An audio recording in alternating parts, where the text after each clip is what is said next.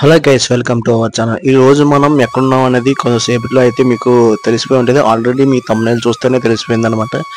మనం ఇక్కడ అరుణాచలం అయితే వెళ్ళడం అయితే జరిగింది. మొత్తం అంతా టూర్ అయితే వేయడం అయితే జరిగింది ఫ్యామిలీతోని. చాలా అంటే చాలా బాగుంది మొత్తం అంతా.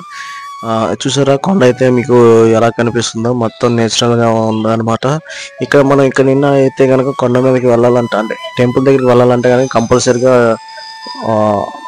వెహికల్ అయితే తీసుకొని వెళ్ళాలన్నమాట. అంటే వెహికల్స్ అంటే ఆటోస్ ఉంటాయి, అవి చేసుకొని వెళ్ళాలి. అవి కూడా కొంచెం దూరంలో ఆపేస్తారు, అక్కడ నుండి మనం వాక్ చేసుకొని వెళ్ళాలి. ఎంట్రన్స్ గోపురానికి అయితే వెళ్ళడం అయితే జరిగింది.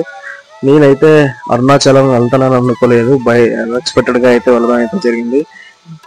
వీడియో ఎలాగో ఉన్నదో లాస్ట్ వరకు చూడండి. నేనైతే గిరి ప్రదక్షిణ అయితే చేయలేదు.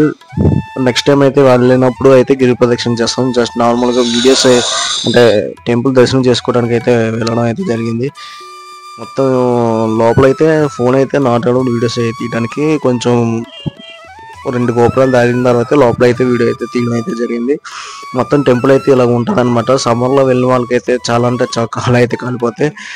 ఏ సీజన్లో వెళ్ళినా ఆటోమేటిక్గా అలాగే ఉంటుంది. రైనీ సీజన్లో వెళ్ళాము, వింటర్ సీజన్లో వెళ్ళాము.